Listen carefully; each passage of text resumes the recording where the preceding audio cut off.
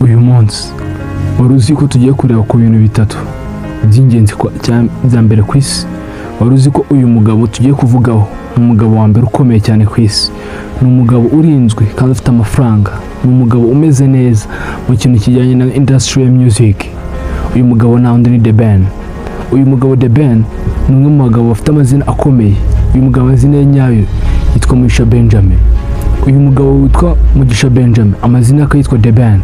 Uyu mugabo aho tujya kureba ku rukundo rwe n'umuntu bakundanye cyane, umuntu ni rawundi ni Pamela. Ese Pamela yahuriye na The Ben?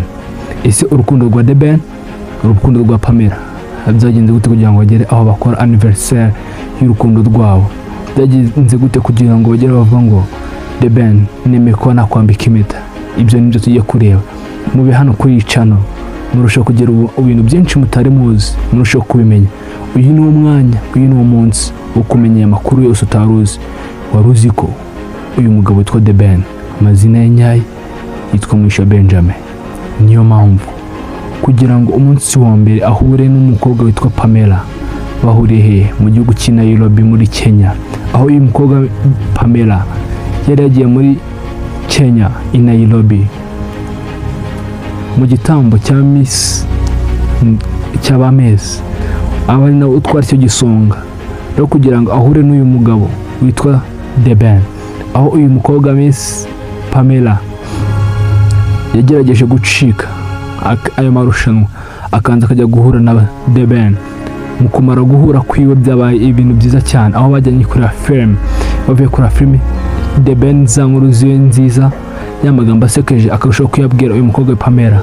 Bimaze kugenda gutyo, aho ko byaragenze nuko byarangiye uyu mukobwa Pamela bakimubwira ngo I love you. The Ben akibivuga ngo Pamela ntabwo yatigeze atinda, yongeye kuvuga ngo ngiye kubitekereza. No, yes I love you too. Niko urukundo rwabo rwatangiye, rutangira aho ngaho i Nairobi, rukomera in the Rwanda. After 2 years haciye igihe gito cyane bahita bakora ubukwe. Aribwo before yuko bakora ubukwe The Ben yabwiye amagambo akomeye cyane uyu mukobwa mbwe, mbese wakwemera kumbera umugore? Uyu mukobwa nawe Pamela, yes I'm cool for you.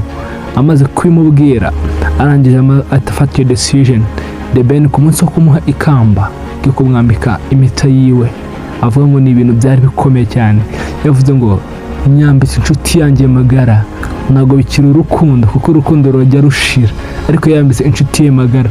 Niyo mpamvu yavuze ngo yizi 100%, na nubwo ari 99.9, no 100%. Tekereza urwo rukundo, tekereza ibyo bintu. Niyo mpamvu turi kubwira ngo ba hano kugira ngo uzajye urushaho kumenya byinshi bitandukanye byiza kandi byerekeranye n'abantu benshi.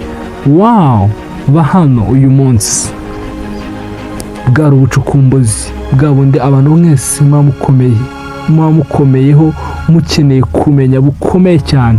Ba hano everyday for night tomorrow.